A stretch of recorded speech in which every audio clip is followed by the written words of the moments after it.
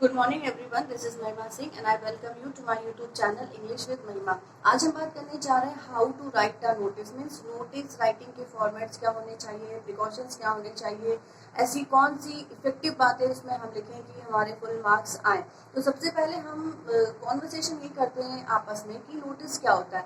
Actually notice are made to spread information about particular event or anything which is going to be organized in future।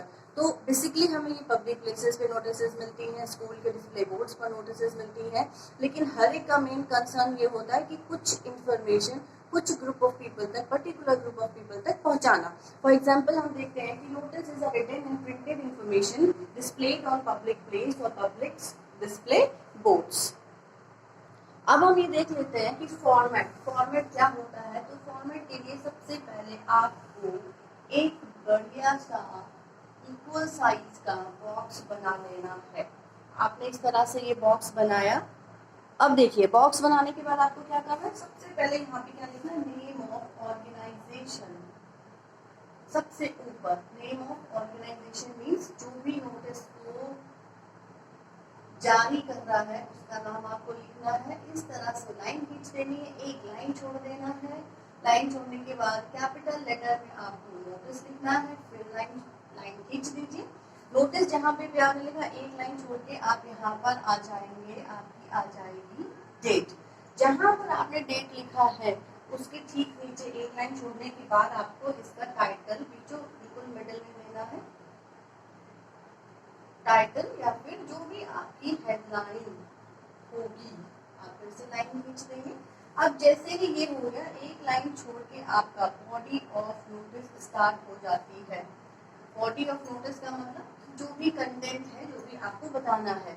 जब आपकी body complete हो जाती है तब आपको यहाँ पे मतलब कंटेंट आपका कंप्लीट हो जाता है, तो आपको सबसे पहले सिग्नेचर ऑफ इशूइंग अथॉरिटी, यानी जो भी लेटर नोटिस लिख रहा है उसका सिग्नेचर के ठीक नीचे उसका नेम और उसके ठीक नीचे उस इंसान की यानी इशूइंग अथॉरिटी का डेजिग्नेशन, यानी कि पद, वो किस हिसाब से लिख रहा है। तो ये जो आपका हो गया, ये हो गया आपका फॉर्मेट कि सबसे पहले ऑर्गेनाइजेशन, जैसे साइंस क्लब हो गया, इको क्लब हो गया, या फिर गवर्नमेंट की तरफ से कोई नोटिस आ गई, तो सबसे पहले name of organisation who is issuing a notice, उसके ठीक नीचे यानी एक लाइन छोड़कर आप नोटिस कैपिटल लेटर में लिखेंगे, फिर आप डेट लिखेंगे। लेफ्ट हैंड साइड, राइट भी सही है, आप देख लें कि आपकी टीचर आपको क्या बता रही है। फिर एक लाइन छोड़ के आपको टाइटल ऑब्लिक हेडिंग दे देना है।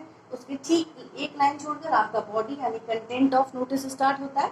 जैसे ही आपका कंटेंट कंप्लीट हो जाता है, आप सिग्नेचर लिखेंगे जो इशूइंग अथॉरिटी है, फिर उनका नाम लिखेंगे और उस इंसान का डेजिग्नेशन।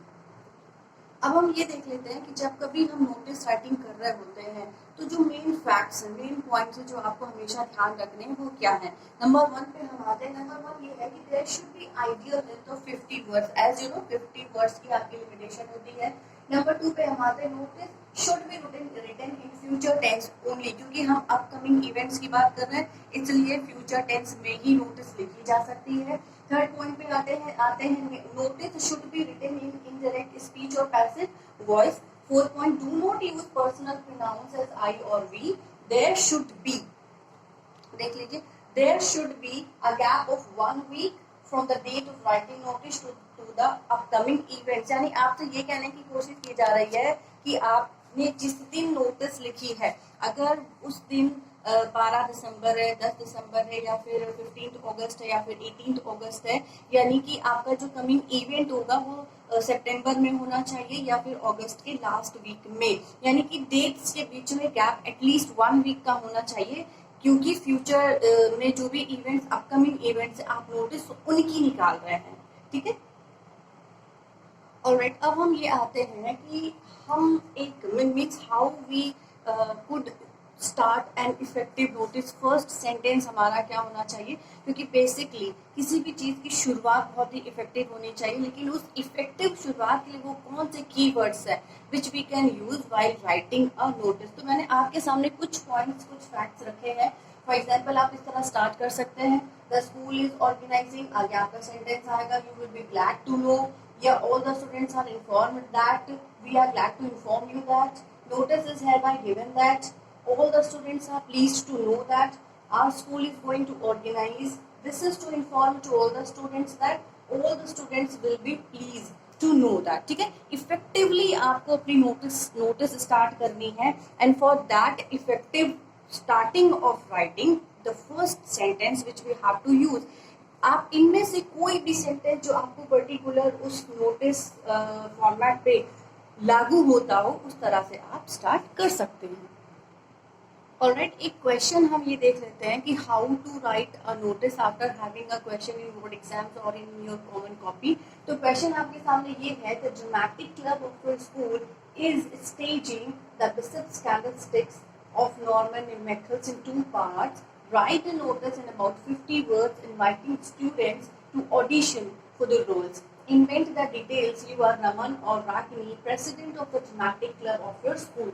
यानी आपसे ये कहा जा रहा है कि आपको एक नोटिस लिखनी है, एनुअल फंक्शन होने जा रहा है, उसके लिए एक ड्रामा प्ले किया जाएगा बिशप कैंडलस्टिक्स का, तो आपको स्टूडेंट्स को ऑडिशन के लिए इनवाइट करना है. ये एक आपका क्वेश्चन हो गया. तो आप नोटिस कैसे लिखेंगे वो भी देख लेते हैं.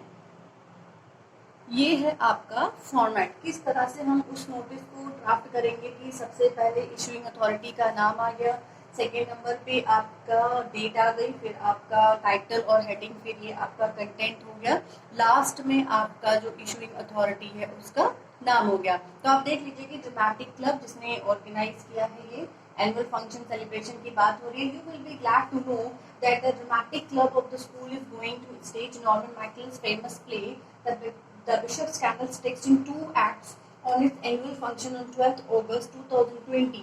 The club invites interested students to audition for the roles on 15th July 2020 in the college auditorium. A panel of experts will decide the role strictly on merit. ठीक है, और इशू किसने किया है? इशू करने वाले का नाम है रमन, ये है उसका सिग्नेचर, ये है नाम, और वो ये है इसकी डेजिग्नेशन, यानी कि वो प्रेसिडेंट है ड्रामेटिक क्लब का. आपके सामने कुछ और जो भी नोटिस राइटिंग्स के एग्जांपल होते हैं वो हम लेकर आएंगे, बस स्ट्रिक्टली फॉलो द पैटर्न कि किस तरह से नोटिस राइटिंग को लिखा जाता है. What should be our language, what should be our easy expressions, की सारी चीजें उसमें आ भी जाए, क्योंकि इररिलेवेंट मैटर्स के लिए नोटिस में कोई भी जगह नहीं होती.